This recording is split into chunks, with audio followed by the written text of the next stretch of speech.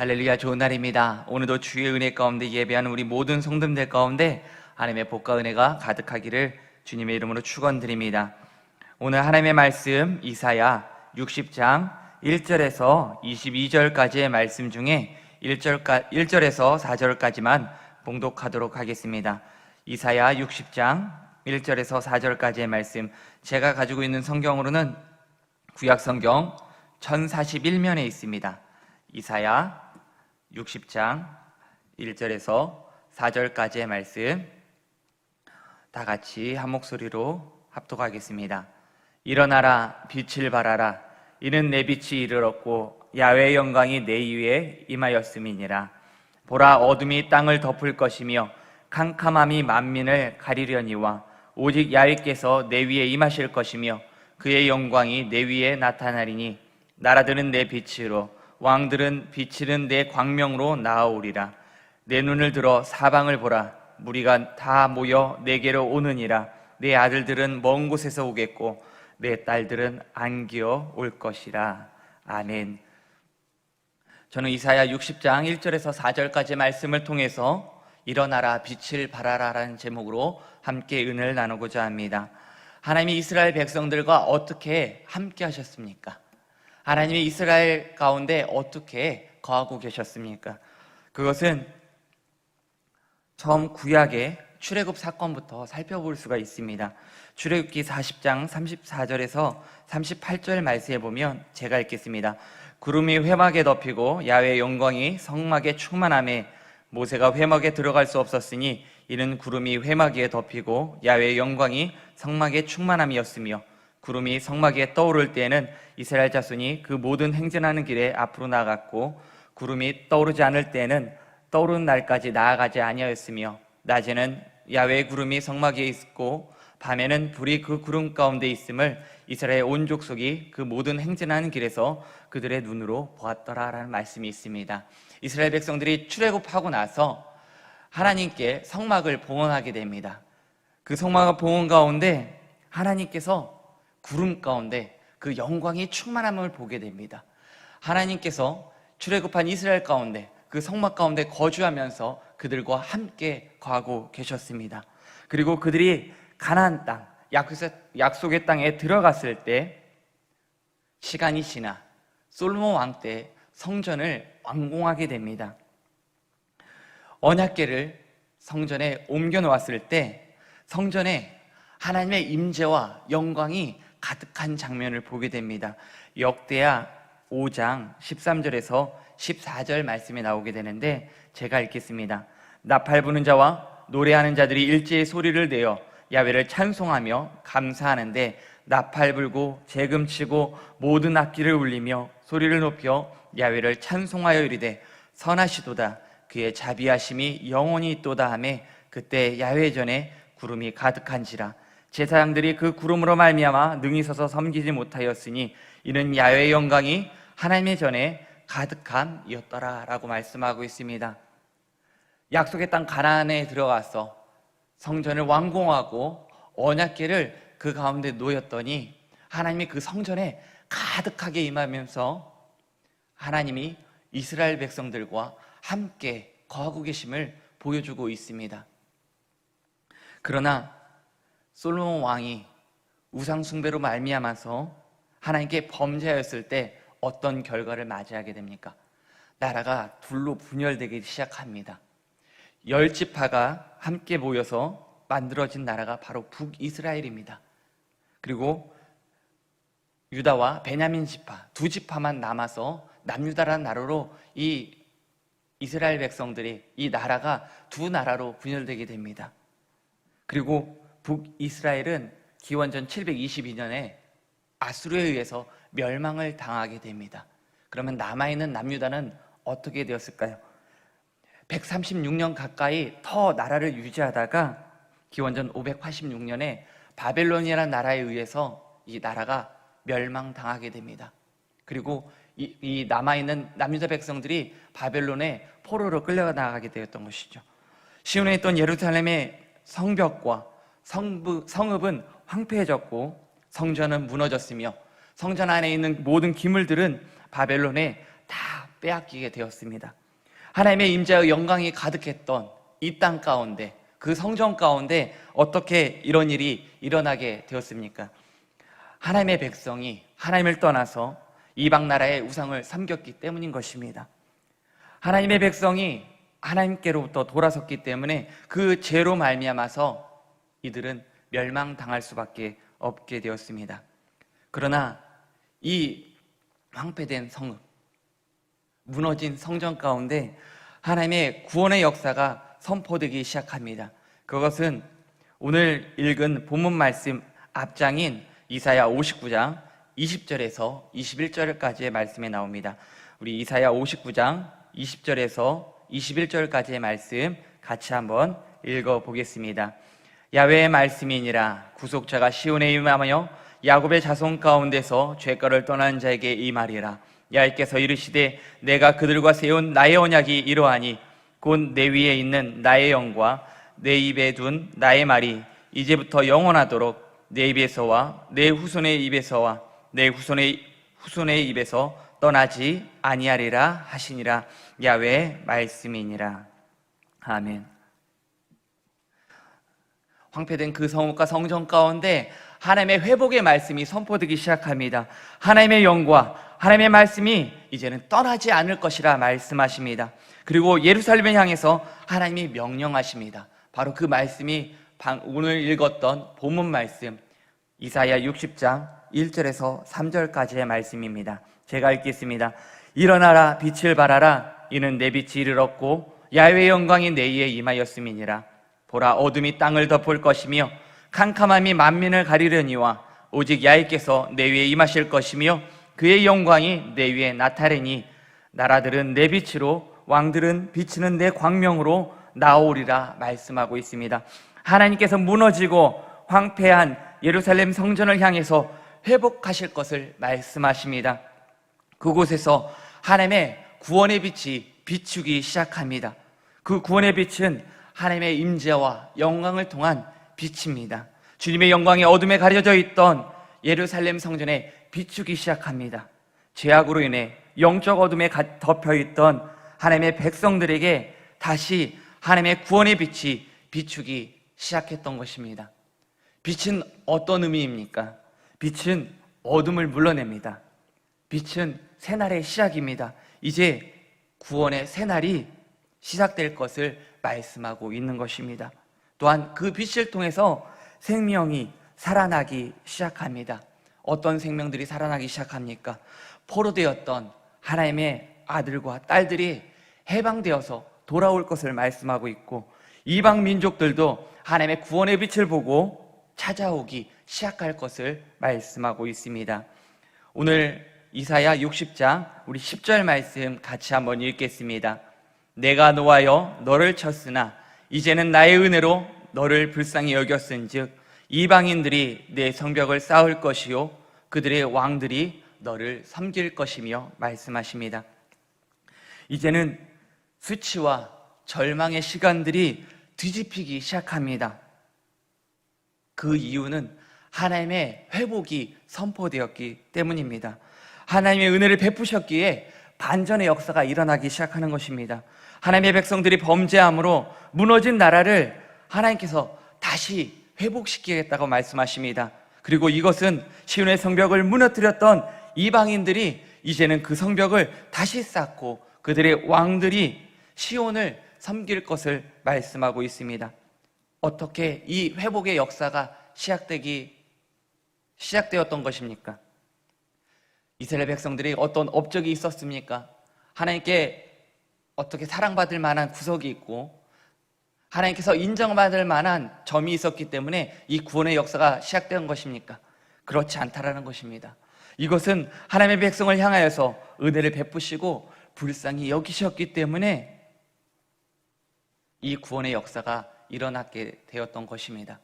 바로 그것은 하나님의 끊어지지 않고 영원하신 사랑 가운데 이 구원의, 이 회복의 역사가 일어나게 되었던 것입니다. 마치 자녀를 향한 어머니의 사랑과 같이 하나님은 그들을 잊지 않으시고 여전히 사랑하셨기 때문인 것입니다. 이사야 49장 15절에서 16절 말씀 보면 이런 말씀이 있습니다.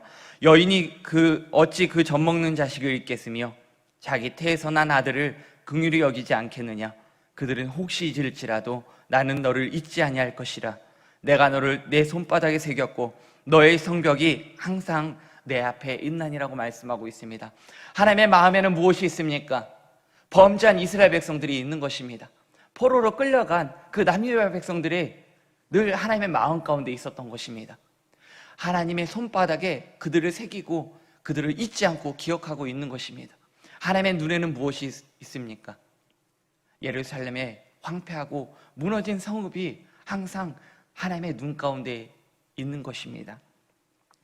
2013년도에 기사 중에 이런 기사가 있습니다. 부산에서 있었던 일인데요.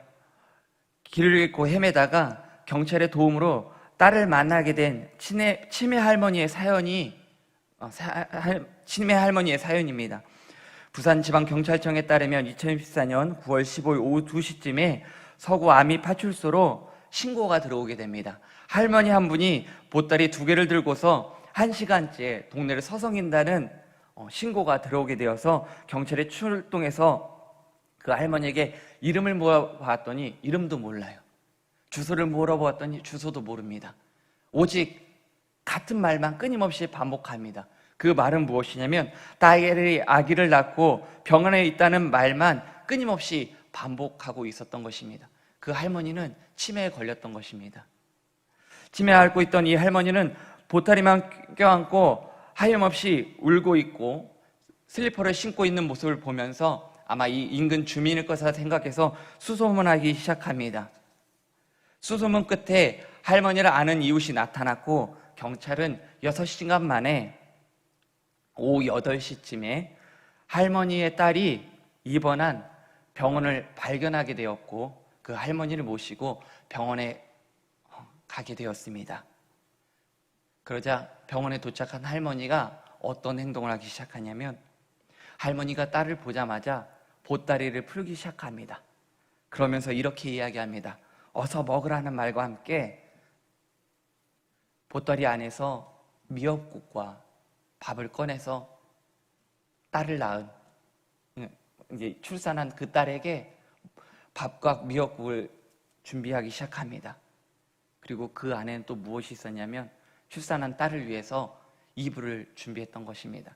이 치매 걸린 할머니는 자신의 이름도 자신의 주소도 기억하지 못하였지만 딸이 출산했다는 그 기억 하나만을 놓치지 않고서 아침부터 밥과 미역국을 그리고 이불을 보따리에 짊어지고서 준비했던 것입니다. 그런데 딸을 만나고자 나왔지만 어디로 가야 될지 알지 못해서 방황하고 있다가 경찰의 도움으로 말미암아 이 출산한 딸을 만나게 되었던 것입니다. 이 치매에 걸린 할머니가 놓치지 않았던 것은 무엇입니까? 딸에 대한 사랑이었던 것입니다. 우리 하나님도 이토록 사랑하신다고 말씀하십니다. 우리 하나님은 완전하시고 영원하신 분이십니다. 하나님의 자녀들을 손바닥에 새기시며 잊지 않고 기억하신다고 말씀하십니다. 하나님의 그 사랑은 범죄한 하나님의 백성들을 잊지 않고 기억하셨기 때문에 무너진 성읍과 무너진 그 성전을 향해서 하나님의 구원의 빛이 비추기 시작했던 것입니다. 그런데 이 구원의 역사는 하나님께서 친히 하시겠다고 말씀하십니다. 오늘 본문 말씀 이사야 60장 13절에서 16절 말씀 우리 같이 한번 읽어보도록 하겠습니다. 레바논의 영광 곧 잣나무와 소나무와 황양목이 함께 내게 이르러 내 거룩한 곳을 아름답게 할 것이며 내가 나의 발 둘 곳을 영화롭게 할 것이라. 내가 너를 괴롭히던 자의 자손이 몸을 굽혀 내게 나아오며 너를 멸시하던 모든 자가 내 발 아래에 엎드려 너를 일컬어 야훼 성읍이라 이스라엘의 거룩한 이의 시온이라 하리라. 전에는 내가 버림을 당하며 미움을 당하였으므로 내게로 가는 자가 없었으나 이제는 내가 너를 영원한 아름다움과 대대의 기쁨이 되게 하리니 내가 이방 나라들의 젖을 빨며 뭇 왕의 젖을 빨고 나 야훼는 내 구원자 내 구속자 야곱의 전능자인 줄 알리라. 아멘. 13절 말씀을 세번역 성경에서는 이렇게 번역합니다. 레바논의 자랑인 잣나무와 소나무와 회양목이 함께 너에게로 올 것이다. 그 나무가 나의 성전터를 아름답게 꾸밀 것이니 이렇게 하여서 내가 나의 발둘 곳을 영화롭게 하겠다라고 말씀하고 있습니다. 하나님께 범죄함으로 말미암아서 무너진 그 성전에 하나님께서 발을 두시겠다는 것입니다. 하나님께서 거하실 뿐만 아니라 그 성전을 아름답게 하나님께서 친히 만드시겠다고 말씀하시는 것입니다. 그 무너진 성읍이 야훼 성읍이라고 말씀하시고 그 무너진 성전이 야훼 성전이라 말씀하실 것을 주님께서는 약속하고 계시는 것입니다. 하나님의 친히 역사하심을 통해서 어떤 일들이 일어나게 됩니까? 황폐했던 이곳이 회복되고 시온을 괴롭히던 자들이, 시온을 멸시하는 자들이 시온 앞에 나와서 몸을 굽히며 시온을 섬길 것을 말씀하고 있습니다. 우상을 숭배하던 나라들이 이제는 이스라엘 하나님을 찬양하기 시작합니다. 예루살렘을 멸망시키고 무너뜨렸던 나라들이 그들이 나와서 예루살렘을 복구하기 시작합니다. 예루살렘의 아들, 딸들이 포로와 노래 잡혀갔던 나라들이 그들을 안고 예루살렘으로 나오기 시작합니다. 예루살렘에 약탈하던 나라들이 보화 재물을 공급하며 예루살렘에 젖줄이 되어줄 것을 말씀하고 있습니다. 이제는 열방까지도 그 시온을 향해서 하나님이 임재하시는 성전이 있는 성읍으로 인정한다고 말씀하고 있는 것입니다. 이 모든 것들을 하나님께서 친히 하실 것을 말씀하시고 계시는 것입니다. 하나님이 이제는 그 무너졌던, 황폐해졌던 예루살렘과 성읍과 성전들을 다시 재건하시고 그곳에서 하나님의 임재와 영광 가운데 이 포로로 돌아오는 백성들과 함께 영원토록 거하시겠다고 말씀하고 계십니다. 우리 마지막으로 18절에서 22절 말씀 읽겠습니다. 다시는 강포한 일이 내 땅에 들리지 않을 것이요 황폐와 파멸이 내 국경 안에 다시 없을 것이며 내가 내 성벽을 구원이라 내 성문을 찬송이라 부를 것이라. 다시는 낮의 해가 내 빛이 되지 아니하며 달도 내게 빛을 비추지 않을 것이요 오직 야훼가 내가 영원한 빛이 되며 내 하나님이 내 영광이 되리니 다시는 내 해가 지지 아니하며 내 달이 물러가지 아니할 것은 야훼가 내 영원한 빛이 되고 내 슬픔의 날이 끝날 것임이라. 내 백성이 다 의롭게 되어 영원한 땅을 차지하리니 그들은 내가 심은 가지요 내가 손으로 만든 것으로서 나의 영광을 나타낼 것인즉 그 작은 자가 천명을 이루겠고 그 약한 자가 강국을 이룰 것이라. 때가 되면 나 야훼가 속히 이루리라. 아멘. 다시는 황폐와 파괴의 소문이 그 땅 가운데 들리지 않을 것을 약속하고 계십니다. 하나님께서 그들에게 영원한 빛이 되어주시고 그들에게 영광이 되어주시겠다고 약속하고 계십니다. 하나님의 회복의 약속은 현재 일어난 사건은 아닙니다. 앞으로 일어날 것이고 하나님께서 이렇게 회복하시겠다고 약속하시는 사건입니다. 작은 자가 천명을 이루고 약한 자가 강한 나라를 이룰 것이라 주님은 약속하고 있습니다. 이것은 세상의 상식과 법칙으로는 이해할 수 없고 일어날 수 없는 사건입니다. 그러나 하나님께서 친히 하실 것입니다. 그리고 때가 되면 이루실 것을 말씀하고 있습니다. 다른 공동번역 성경에서는 이 때가 되면을 어떻게 번역하고 있냐면 제때라고 번역하고 있습니다. 이는 지체 없이 하나님이 속히 이루실 것을 말씀하고 있습니다. 하나님의 때가 되었을 때 하나님은 거침없이 지체 없이 이 구원과 회복의 역사를 반드시 이루실 것을 우리에게 말씀하고 있습니다.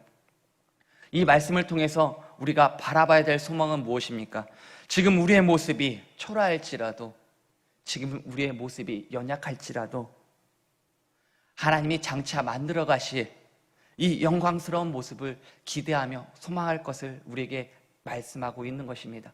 지금의 처한 환경이, 나의 가정이, 나의 마음의 상태가 무너진 예루살렘 성읍과 같고 무너진 성전과 같이 나의 믿음이 점점 연약해지고 내가 예배를 드릴 때에도 기도할 때에도 내 마음은 끊임없이 문제와 염려로 인해서 갈팡질팡하고 그저 하염없이 탄식하며 눈물을 흘릴 때 하나님은 회복을 약속하시는 것입니다. 하나님의 구원의 빛이 우리 가운데 임하로 말미암아서 장차 하나님의 구원과 은혜와 회복의 역사가 일어날 것을 우리에게 약속하고 계십니다. 하나님의 응답의 시간을 기다리시기 바랍니다. 그때를 믿음으로 바라보며 기대하며 소망하며 끝까지 기도로 승리하는 우리 하나님의 백성들, 주님의 귀한 성도님 되시기를 주님의 이름으로 축원드립니다. 오늘 우리가 기도하는 대상인 하나님은 어떤 분이십니까? 주기도문 첫 문장은 이렇게 시작합니다. 하늘에 계신 우리 아버지여 라고 말씀하고 있습니다. 하늘에 계신 우리 아버지는 어떤 분이십니까? 하나님은 영이시고 위대하시고 전능하시고 유일하신 분이심을 말씀하고 있습니다. 이 말은 하나님은 시간과 공간을 뛰어넘어서 운행하시고 역사하시는 창조주 하나님이심을 말씀하고 있습니다. 우리는 그분께 기도하고 있습니다. 그렇다면 기도는 무엇입니까? 시간과 공간을 뛰어넘는 것입니다. 그런데 그런 하나님이 우리와 무슨 상관이 있겠습니까? 그런데 예수님은 주기도문을 가르치실 때 하나님을 이렇게 소개하고 있습니다. 우리 아버지라고 소개하고 있는 것입니다. 온 우주 만물을 창조하시고 다스리시는 하나님, 시간과 공간을 뛰어넘어서 역사하시는 하나님이 우리 아버지라고 말씀하고 있는 것입니다.